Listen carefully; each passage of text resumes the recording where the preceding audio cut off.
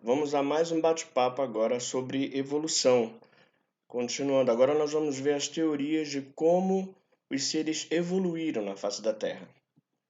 Então vamos lá. Olha, antes de mais nada, antes das primeiras teorias sobre evolução, nós tivemos um cientista chamado Carlos Linneu, que viveu entre 1707 e 1778.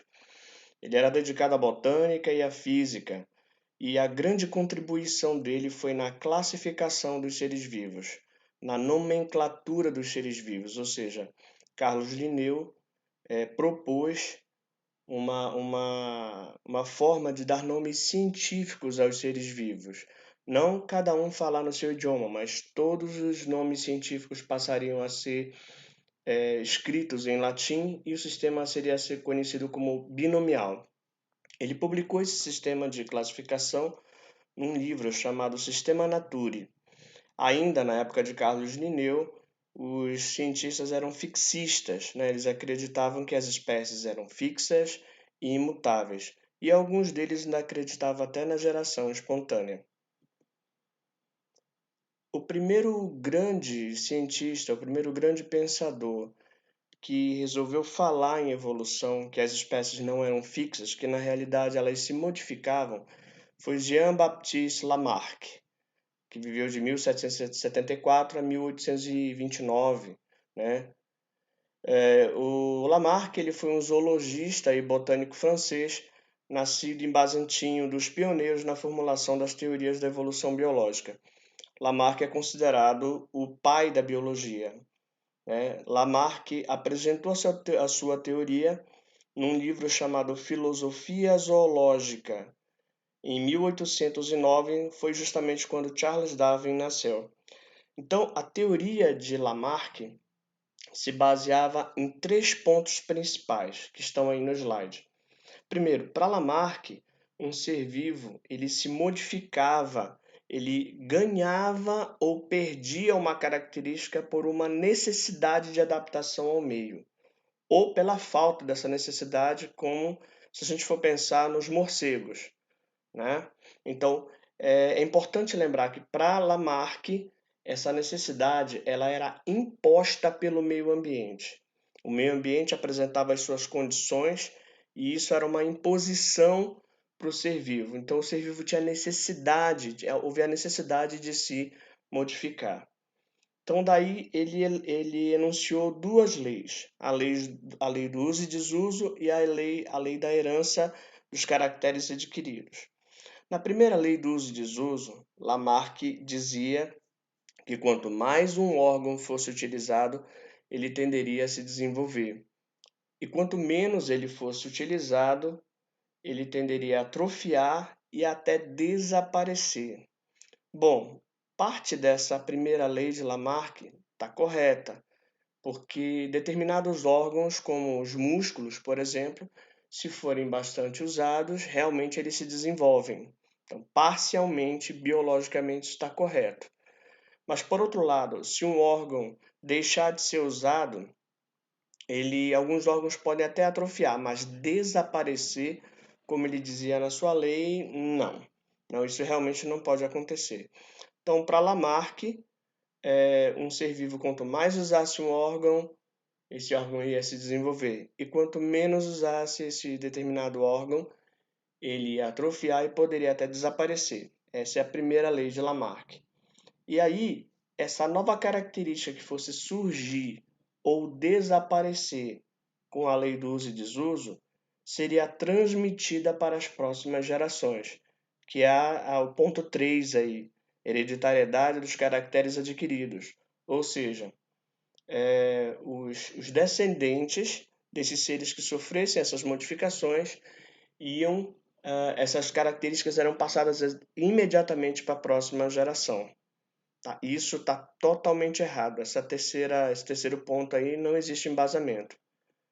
Então, de acordo com o pensamento de Lamarck, existiam as girafas antes todas tinham pescoço curto. Tá? Um exemplo clássico disso aí é o exemplo das girafas. Todas elas tinham pescoço curto e inicialmente elas alcançavam as árvores. Mas como as árvores passaram a ficar cada vez mais altas, as girafas tiveram que começar a se esticar, né, cada vez mais para alcançar os galhos mais altos. Com isso, com o uso acentuado do pescoço, esse pescoço teria se desenvolvido, de acordo com a primeira lei de Lamarck, e de acordo com a segunda lei, os próximos, né, os descendentes já nasceriam aqui com o pescoço comprido, uma característica adquirida devido à necessidade da girafa em se alimentar. O outro exemplo um exemplo de desuso é aquilo que a gente falou em sala, que é no caso dos morcegos. Como eles vivem em locais escuros, eles não precisavam usar a visão. Com isso, ocorria um desuso da visão, os olhos teriam atrofiado e até desaparecido, e as próximas gerações de morcego nasceriam cegos, né, de acordo com essa teoria de Lamarck. Segundo Lamarck, as girafas teriam, a princípio, pescoços curtos e viveriam em ambientes onde a vegetação rasteira era relativamente escassa. Bom, depois de Lamarck, as ideias de Lamarck ficaram conhecidas como lamarquismo e os seguidores eram lamarquistas, veio Charles Darwin.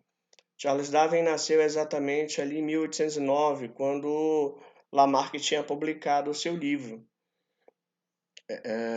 tinha publicado a sua teoria. Depois veio Charles Darwin e as ideias de Charles Darwin passaram a ser conhecidas como darwinismo, e os seguidores seriam darwinistas, né? Vamos dar uma olhada aqui o que se baseava a teoria de Charles Darwin. Charles Darwin, aos 23 anos de idade, né? Aos 23 anos de idade, ele já era conhecido um grande naturalista. E ele fez uma viagem de 5 anos a bordo do navio US Beagle. E ao longo, né, do planeta, ele visitou vários continentes entre a América do Sul, a África e também a questão da Oceania. Ele observou vários seres vivos diferentes, anotou, coletou, fez várias observações de seres ao longo em vários locais. Um dos locais mais interessantes que Charles Darwin visitou foi a Ilha de Galápagos. Foi um dos locais mais intrigantes para Charles Darwin. Até hoje em dia, essa ilha de Galápagos ainda é importante para estudos, porque em ilhas próximas, né, existem seres que são de espécies diferentes. Eles são muito parecidos, mas são de espécies diferentes. E isso para Charles Darwin foi importante. As Ilhas Galápagos, localizadas a 1.000 quilômetros da América do Sul, no Oceano Pacífico, propriedade do Equador e patrimônio da humanidade, apresentam uma fauna e flora peculiares. Darwin observou que haviam variedades dentro de cada espécie, distribuídas cada uma em sua ilha. Tá ok? As ideias de Charles Darwin foram reunidas num livro chamado A Origem das Espécies, e essas ideias, o conjunto dessas ideias, ficaram conhecidas como darwinismo. Ao longo da viagem de Charles Darwin, ele leu alguns livros, né? Teve alguns colaboradores que ajudaram a ele chegar à sua conclusão. O primeiro deles foi Thomas Malthus, tá? Um sociólogo. E no livro de Thomas Malthus dizia o seguinte: a população humana tende a crescer além das possibilidades do meio. Cresce exponencialmente, geometricamente, enquanto que os recursos alimentares crescem em progressão geométrica. Traduzindo isso em poucas palavras, dizia que existiriam muitos indivíduos, tá? A população sempre cresceria em dobro, né? Dobrando o número de indivíduos em progressão geométrica, enquanto que a quantidade de alimentos vai crescer em progressão aritmética, ou seja, em poucas palavras, existiriam muitos indivíduos para pouco alimento. Onde tem muitos indivíduos para pouco alimento, vai acontecer uma competição por esse alimento e, consequentemente, só os mais aptos, só os mais fortes vão vencer. Então, o que a gente observa aqui? O livro sobre as populações afirma que muitas espécies produzem um grande número de descendentes, mas apenas alguns poucos sobrevivem devido à competição por alimento. Então, Charles Darwin observou isso. Então, pouco alimento, muitos indivíduos, o que ia acontecer? Competição. E dessa competição, Charles Darwin observou que existiam os mais aptos e os menos aptos. Os mais aptos conseguiriam alimento, venceriam a luta pela sobrevivência e chegariam até a reprodução e deixariam novos descendentes, enquanto que os menos aptos não conseguiriam vencer essa luta pela sobrevivência, que mais tarde ele acabou denominando essa luta pela sobrevivência de seleção natural. Um outro pensador que ajudou a construir a teoria de Charles Darwin foi Alfred Russel Wallace, que a teoria de Wallace foi muito parecida com a de Charles Darwin. No livro de Wallace, Charles Darwin leu assim: a tendência das variedades de se afastarem indefinidamente do tipo original, ou seja, a tendência dos seres vivos em sofrerem modificações ao longo do tempo, né? Então, no darwinismo, nós temos a seleção natural, que age sobre os seres vivos, onde os mais aptos sobrevivem e os menos aptos morrem. Para Charles Darwin, o meio ambiente ele selecionava. Para Charles Darwin, o meio ambiente ele selecionava os indivíduos mais aptos, enquanto que lá em Lamarck, o meio ambiente ele impunha, né, a questão da necessidade do ser vivo se modificar. Olha, a seleção natural é o conceito que verdadeiramente caracteriza a teoria da evolução de Darwin. Essa seleção natural sugere que em cada geração, uma parte dos indivíduos de uma população são eliminados, porque estabelece entre eles a luta pela sobrevivência, devido à competição pelo alimento, refúgio, espaço, fuga dos predadores.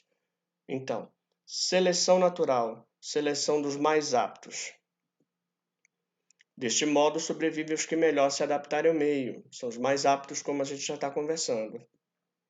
Os indivíduos mais aptos transmitem essas características à descendência. Nós dizemos que um ser vivo, ele vence a luta pela sobrevivência e ele continua o processo evolutivo quando ele consegue chegar até a reprodução. Se ele conseguir chegar até a reprodução, ele passa essas características para a próxima geração e a espécie dele continua evoluindo. Enquanto que os menos aptos, que não deixam descendentes, então a tendência dessa espécie é extinção. Então, basicamente, na Origem das Espécies, o livro publicado por Charles Darwin em 1859, nós temos um aumento rápido da população, a população crescendo em dobro, tá? O que acaba acontecendo? Muitos indivíduos, pouco alimento, luta pela vida. Nessa luta pela vida, os mais aptos vão sobreviver. Então, luta pela vida, uso da herança, ou seja, aqueles que já tinham características que favorecem ou favoreciam a sua sobrevivência, venciam essa luta. A sobrevivência do mais apto. Que é isso? Seleção natural. Quem faz a seleção natural? O meio ambiente. A seleção natural age sobre a variação do meio e sobrevivem apenas indivíduos diferentes em meios diferentes. Isso acaba originando novas espécies, porque apenas os seres vivos mais aptos vão sobreviver e vão deixar descendentes. Então, no caso, para Charles Darwin, na teoria de Charles Darwin, nós temos essas 3 girafas. Aqui, no início, nós temos essas 3 girafas, tá? Mas nem todas elas vão conseguir vencer a luta pela sobrevivência. Por quê? Para Charles Darwin, existiam várias girafas de tamanho de pescoço diferentes. Observem que essas 2 primeiras aqui têm pescoço curto. Observem aqui a terceira que tem um pescoço mais longo. Então, nesse caso, em árvores, árvores mais altas, aqui ia conseguir alcançar a folha é essa girafa com pescoço mais comprido. As 2 que não alcançariam são os menos aptos, morrem, enquanto que essa daqui mais apta, venceria a luta pela sobrevivência e deixaria novos descendentes, que seriam, obviamente, com um pescoço comprido. No caso aqui, não seria a lei do uso e desuso, é o mais apto e o menos apto. Segundo Darwin, a explicação para a evolução do pescoço das girafas se deve ao fato de que já existiam girafas que apresentavam um pescoço com tamanhos diferentes, havendo, portanto, variação dessa característica. Tá bom? Então, a reprodução de um ser vivo em outro, crescendo e se multiplicando milhares de vezes, faz com que aconteçam mudanças. Na realidade, Charles Darwin não chegou a falar sobre mutações ou variações. Isso a gente só foi escutar lá na frente no neodarwinismo, né, ao longo de muitos anos, é a seleção natural do Charles Darwin. Ok, gente? Fiquem com Deus. Grande abraço.